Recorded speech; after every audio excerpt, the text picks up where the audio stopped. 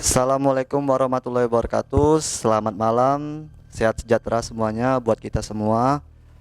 Saya hari ini sebagai host dari YouTube Ida Roro ingin bertanya-tanya kepada Saudari Ida yang telah mengalami pertemuan dengan Ratu Pantai Selatan sejak tahun 2006 bahkan sampai saat ini.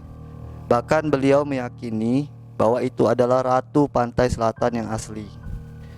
Untuk cerita lebih lanjut, sekarang saya telah bersama Saudari Ida dan sahabatnya Mami Angel yang mengetahui dan menjadi saksi bahwa memang benar ini terjadi kepada Saudari Ida. Untuk pertanyaan pertama, saya tanya kabar dulu. Apa kabar ini Mbak Ida? Alhamdulillah baik. Alhamdulillah baik. Untuk pertanyaan pertama, ini pertemuan pertama kali dengan Ratu Pantai Selatan itu dari sejak tahun berapa, Mbak? Saya ketemu sama Putri Pantai Selatan itu sejak 2006. Ya, Sampai sekarang. sampai sekarang. Yang membuat saya jadi tanda tanya. Pertemuan pertama bisa dijelaskan melalui mimpi atau? Kalau untuk pertemuan pertama itu saya awalnya itu dapat dari mimpi. Mimpi itu sosoknya itu datang perempuan, itu pakaian baju hijau, terus warna hijau, rambutnya panjang gitu. Orangnya cantik gitu, tapi dia bawa kayak pengawal. Pengawalnya itu satu, nggak pakai baju, tapi pakai celana 3/4. Dia ngejar saya terus saya kejar. Saya pikir dia orang jahat ya gitu. Terus dia bilang sama saya, terus nggak tahu kenapa akhirnya dia itu kayak berlutut, pegang tangan saya sebelah kanan gitu. Jadi pas dia ketemu sama saya itu bilang kayak gini, kamu jangan takut, saya orang baik-baik katanya gitu. Terus saya bilang saya nggak percaya gitu. Dia bilang, apa yang saya bisa bikin kamu percaya? Saya kaget, waktu itu saya punya penyakit gitu yang di kaki saya nggak bisa sembuh. Jadi itu penyakit itu ya kayak seperti kayak luka gitu ya, luka itu kayak luka bakar, tapi itu seluruh penuh gitu. tiba Tiba-tiba gitu, terus nggak tahu kenapa saya bilang, katanya apa yang saya bisa buktikan ke kamu. Saya bilang, apakah kamu mampu mengobatin luka di kaki saya gitu. Terus dia ngobatinnya pakai lidah, pakai air lidahnya si Putri itu. Putri itu terus sudah dia buktiin itu, saya yakin kalau ini orang baik, Putri ini. Terus dia bilang gini, dia pengen jadi pengikut saya gitu, katanya untuk menjaga saya dari orang-orang jahat gitu. Terus sudah dari situ dia bilang gitu, saya bilang udah, kalau kamu memang orang baik kamu boleh ikut saya gitu, bilang. Tapi saya boleh kenal dulu, kalau boleh tahu kalian ini Putri dari mana gitu. Dia bilang katanya saya Putri Selatan. Saya debat lagi, ya saya mengerti Putri Selatan kan banyak, Putri Kemang Dadar, Putri Elo gitu. Terus dia jawab, dan pas dia jawab itu kebingungan. Pas dia jawab bingung kan, dia bilang gini, saya Putri Selatan, asal usulnya dari Gunung Kidul. Oh, dari Kidul. Berarti yang Putri, sosok Putri Pantai Selatan yang benar-benar asli itu dia? Iya benar. Nah terus dari situ Mas ya gitu, terus dari situ dia sudah yakinin saya, terus saya terima, akhirnya saya terbangun. Nah pas saya terbangun ternyata besoknya itu ternyata dia memang datang beneran. Sudah mimpi itu dia datang beneran gitu. Dia datang benerannya itu melalui masuk ke badan saudara adik saya gitu. Saudara adik. Adik saya, adik kandung. Ada di rumah. Ada di rumah. Pas saya juga lagi berdua gitu, nggak tahu kenapa itu tiba-tiba dia masuk, kayak nari sinden kayak gitu, terus ngucapin assalamualaikum. Udah dia ngenalin diri, terus dia bilang dia Putri yang semalam itu. Tapi pas bertepatan juga waktu itu layar saya kan nonton TV gitu, waktu itu dari nonton Kak Jupe gitu. Terus dia bilang matiin gitu TV-nya, karena dia bilang katanya nggak ada yang sosok bisa menjadi pengganti Bunda Susana yang menceritakan tentang Pantai Selatan. Jadi Putri tersebut mengasih informasi salah bahwa tidak ada yang bisa menggantikan peran. peran Bunda Susana menceritakan tentang Pantai Laut Selatan. Jadi Bunda Susana itu terakhir yang memerankan film. Enggak juga sih terakhir. Jadi terus saya bilang kalau enggak si Jupe Dewi Persik, saya bilang. Enggak juga, dia bilang gitu. Dewi Persik juga enggak? Enggak.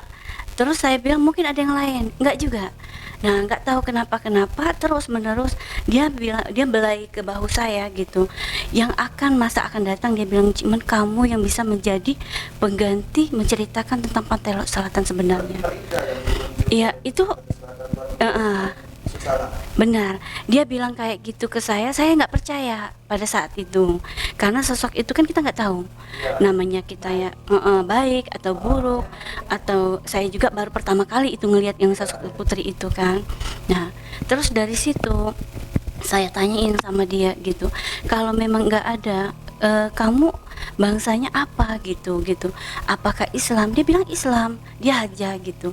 Udah, terus dari situ putus. Dia nyeritain Kak Jupe gitu, katanya nggak bisa bukan dia jadi pengganti, dia banyak kayak musuh gitu, bukan dia gitu.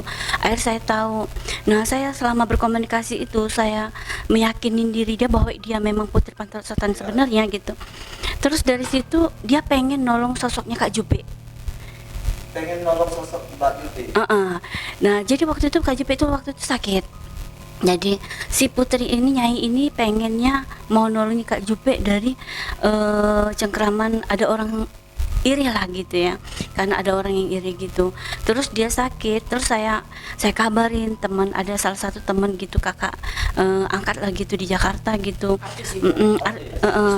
Dibilang artis, bukan artis tapi dia kenal sama artis gitu. Saya hubungin RCTI, saya hubungin ini juga, saya mau pengen nolong Kak Jupe itu. Akhirnya saya gagal, saya berkomunikasi sama Nyai. Pas begitu kalau nggak salah bulan puasa gitu. Puasa itu kira-kira bulan berapa? Bulan puasa itu nggak tahu sih itu bulan berapa, udah lama Tahunnya, gitu ya. tahunnya. Itu tahunnya pas tahun kematian Kak Jupe. Terus dari situ, nah akhirnya saya tanya gitu, Nyai tolongin tuh sama itu si Jupe gitu. Dia bilang gini, udah terlambat. Saya pikir kalau memang terlambat, emangnya kenapa? Dia pulangnya seminggu sebelum kelahiran ulang tahunnya Pak Kak Jupe gitu. Nah, jadi pas dari situ saya bilangin gitu. Pas dari situ saya bilangin, saya rasain gitu. Ternyata bilang putri ini, Nyai ini benar gitu. Kok dia ngajak saya ngobrol kebanyakan benar gitu, tepat. Sudah dari situ terus akhirnya saya diberontak, disuruh nyari pemandian 3 sumur punyanya Pak Soekarno. Dari 2008 dia nyuruh saya sampai 2018. Tapi saya nggak lakuin karena saya takut ya sosok itu hanya sosok ilusi atau kayak sosok kata kita itu ya mungkin ya namanya kita nggak tahu ya itu jin, bangsa jin atau memang benar atau enggak gitu. Jadi pengalaman saya dengan itu memang berhubungan dengan Putri Pantai Laut Selatan itu tiap hari berkomunikasi, ditemanin gitu. Ya saya juga sih ketemu sama orang-orang, para kiai, para ustadz, para orang pintar juga. Setiap orang yang lihat saya itu pasti subhanallah Bu, kamu gini, yang ditunjukin ya sosok Putri Nyai Roh Kidul itu. Putri itu ya. Ya saya juga nggak tanggapin gitu. Nah jadi pas dari situ saya disuruh untuk menceritakan tentang Pantai Laut Selatan sebenarnya, berperan untuk memfilmkan cerita tentang dia. Saya juga nggak percaya. Tapi maaf sedikit saya potong, bahwa Putri Pantai Laut Selatan memberikan informasi ke Mbak Ida bahwa Mbak Ida bisa memerankan film Putri Pantai Laut Selatan. Benar. Susana. Mbak Susana. Benar, tapi untuk menceritakan ganti Bunda Susana itu untuk menggantikan filmnya enggak, tapi menceritakan tentang Pantai Laut Selatan yang sebenarnya, tapi yang belum pernah diperankan sama Bunda Susana. Oh, belum pernah ya? Belum. Pernah ya?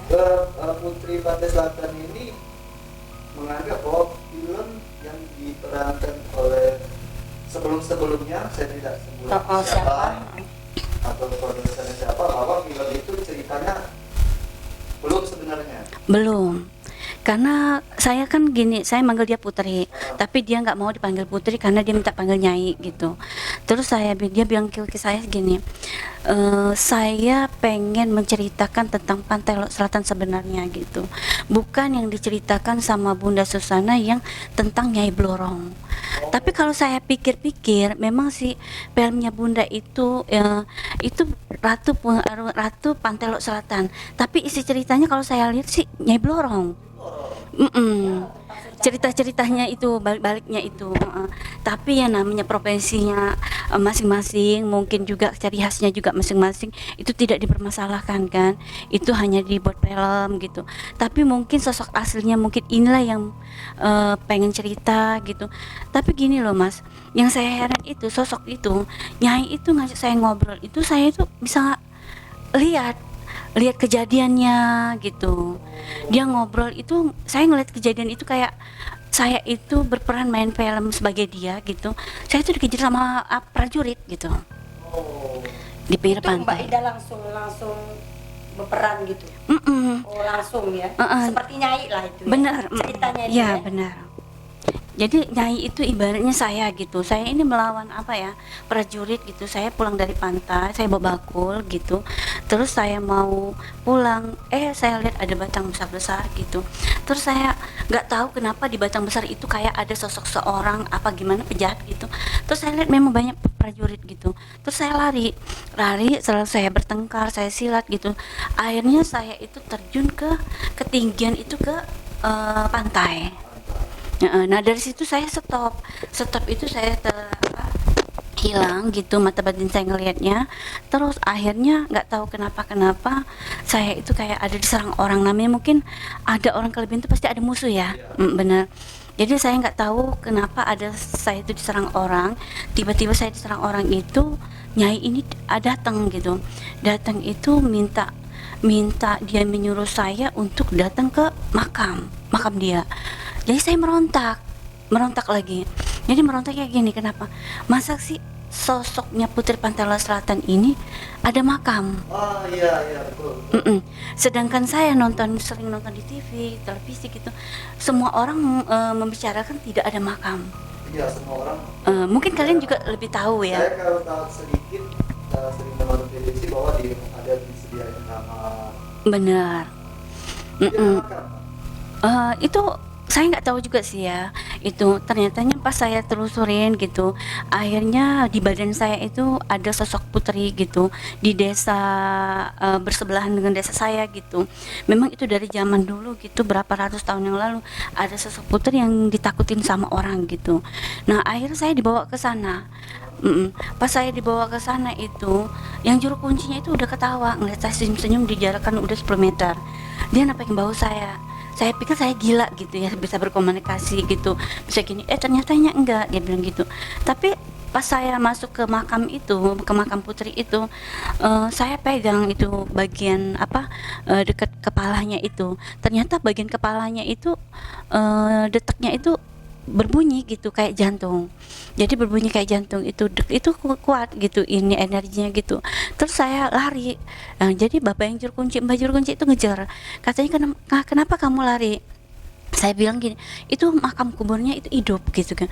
Enggak, kenapa? Itu putrinya katanya gini, dia udah selama ketemu sama kamu, dia udah seneng kamu datang hadir gitu.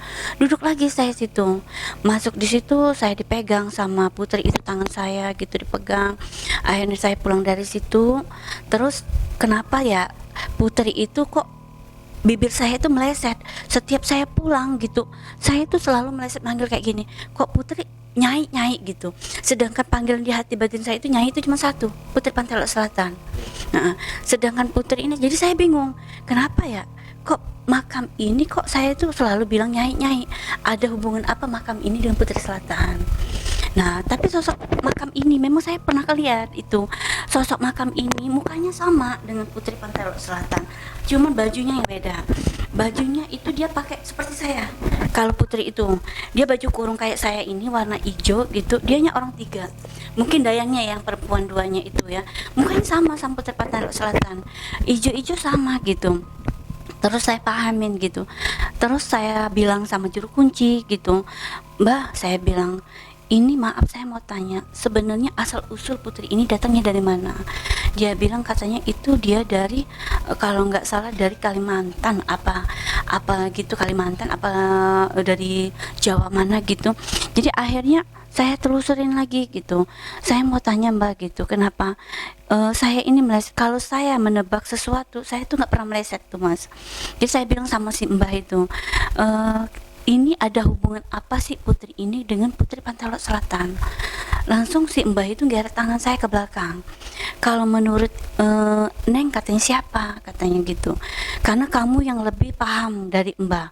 Saya juga takut, tapi karena saya ceplos, saya orangnya memang saya orangnya ceplos gitu. Saya bilang gini, saya nggak tahu karena saya bilang gini, ini kayaknya sosoknya ini satu orang. Jadi dia bilang gini, kalau menurut kamu Neng siapa? Ini kayaknya putri Pantai Laut Selatan. Dia langsung bilang kayak gini, langsung nunjukin tembok. Dia bilang katanya berapa ratus tahun yang abad yang lalu gitu, ada orang datang dari Mekah gitu, dari berapa ratus tahun yang lalu gitu, ditulis pakai huruf Arab gitu. Itu ditulisnya Putri Nyai Roro Kidul. Nah di situ membuat saya yakin bahwa ini memang ada kayak kaitan dengan putri Pantai Laut Selatan. Nah karena langsung saya gitu, dia bilang kamu masuk Neng katanya di Kelambu, karena kan makamnya itu di Kelambuin. Jadi saya masuk di Kelambu. Jadi katanya si putri itu mau ngajak saya ngobrol.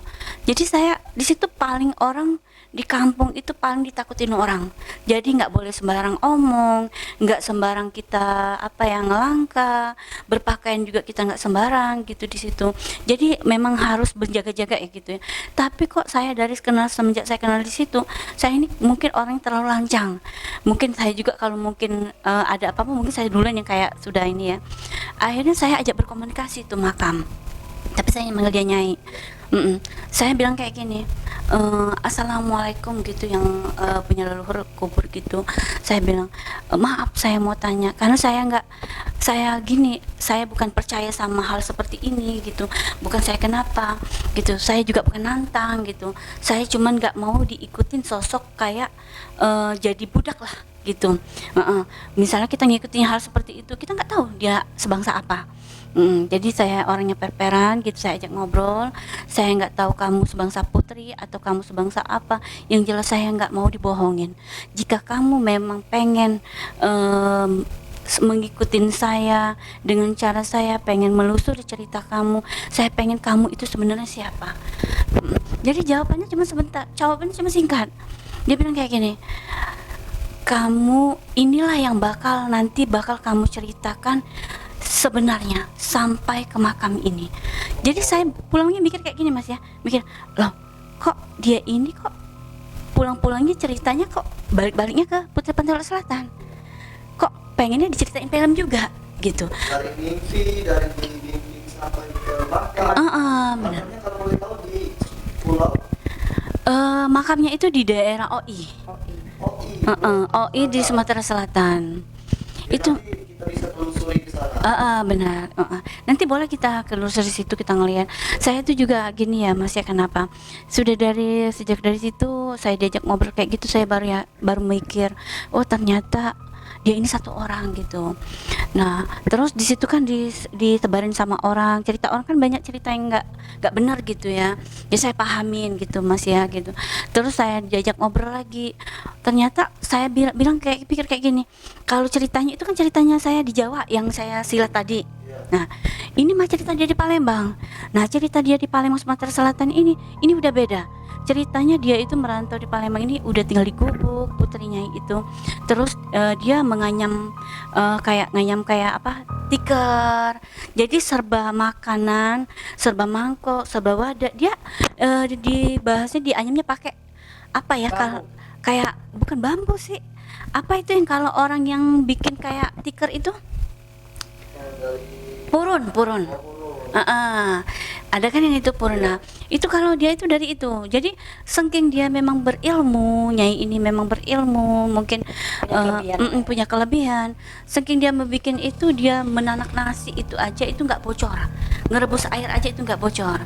Nah, Jadi sosok seperti itu memang banyak ahli, kelebihannya itu di apa ya, digambarkan sama orang banyak gitu, diperbagian sama orang banyak gitu. Dia cantik.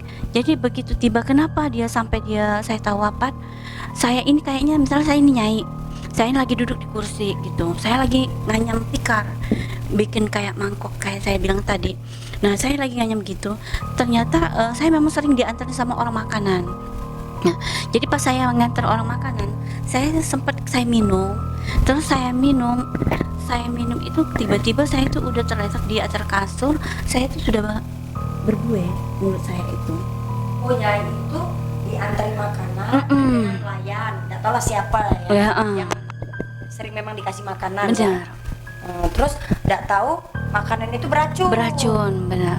Jadi memang makanan itu kayaknya, jadi dia meninggalnya usia muda gitu. Sosoknya diracun. Jadi diracun gitu. Terus ya yang ngeracunnya itu Bu, ya mungkin bukan orang biasa ya.